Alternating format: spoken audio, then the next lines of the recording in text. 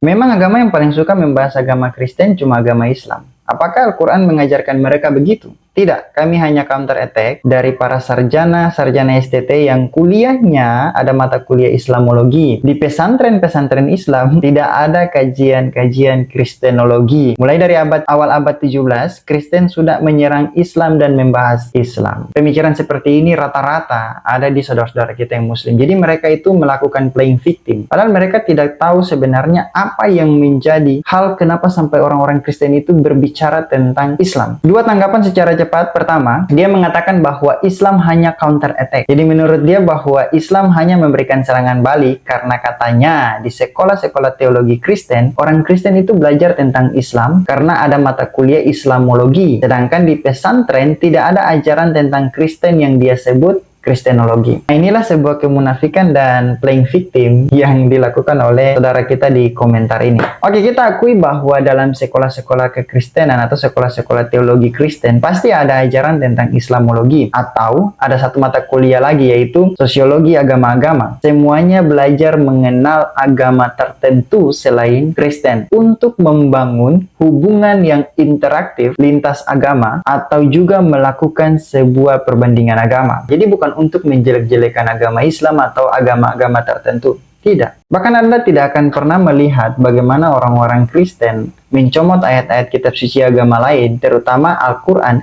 untuk mengemis nubuatan bagi Yesus Kristus. Nah, hal ini akan berbeda dengan yang dilakukan oleh saudara-saudara kita yang Muslim di dalam Islam. Dia mengatakan bahwa pesantren-pesantren tidak mengajarkan tentang kekristenan, itu sangat diragukan kebenarannya. Karena kita lihat sendiri bahwa Al-Quran itu banyak berbicara tentang Taurat dan Injil. Bahkan tokoh-tokoh dalam Al-Quran itu memiliki kemiripan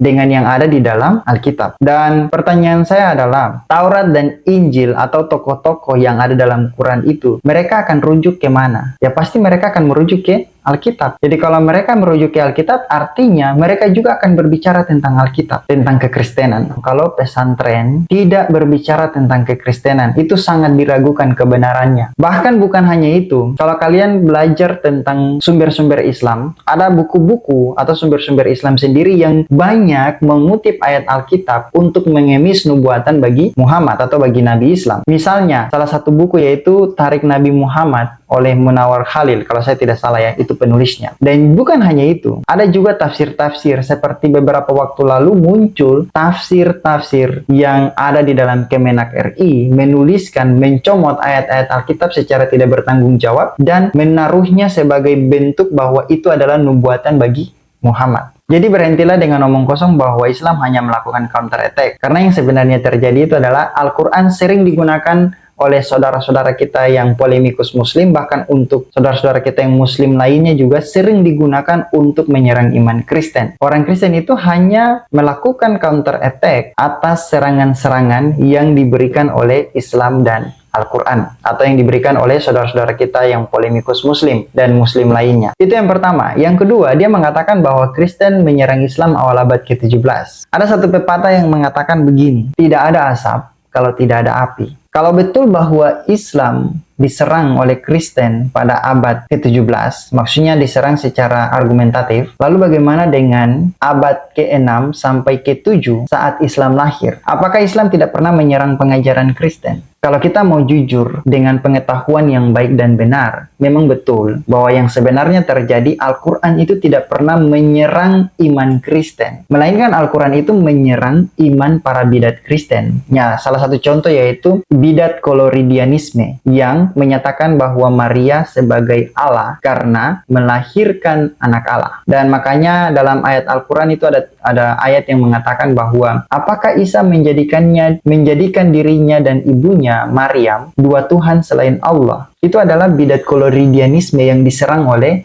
Al-Quran. Jadi kalau mau bicara jujur, Muslim, polemikus Muslim, semua Muslim yang ada di dunia ini harus berhenti berbicara tentang iman Kristen atau menyerang iman Kristen. Karena itu akan menunjukkan bahwa mereka sebenarnya tidak paham tentang Al-Quran. Sebab satupun ayat Al-Quran itu tidak pernah menyerang iman Kristen. Bahkan Al-Quran itu selalu salah sasaran untuk menyerang iman Kristen, digunakan untuk menyerang iman Kristen.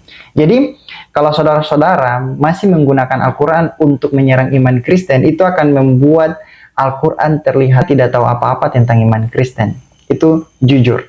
Satu lagi, kalau kalian baca Alkitab, tidak ada satupun ayat Alkitab yang berbicara tentang Islam, tentang Muhammad, tentang Al-Quran. Tidak ada. Tapi kalau kalian membaca Al-Quran, yang kalian temukan apa? Zabur atau Mazmur, Taurat, Injil, dan tokoh-tokoh yang memiliki kemiripan dengan tokoh-tokoh yang ada dalam Alkitab. Dan sering digunakan oleh para polemikus Muslim untuk menyerang iman Kristen. Semua hal itu mereka harus rujuk kemana? Ke kitab yang mana? Zabur, Mazmur, Taurat, atau Injil yang dibicarakan oleh Al-Quran itu mereka harus rujuk kemana? Ya otomatis mereka harus rujuk kepada Alkitab, merujuk kepada Alkitab. Karena tidak ada lagi kitab yang menuliskan ketiga kitab itu atau tokoh-tokoh yang memiliki kemiripan dengan Al-Quran selain Alkitab. Jadi otomatis mereka juga akan merujuk kepada Alkitab dan berbicara tentang Alkitab, bahkan tentang kekristenan. Jadi berhentilah dengan kemunafikan dan mengatakan bahwa Kristen yang lebih dulu menyerang iman Islam.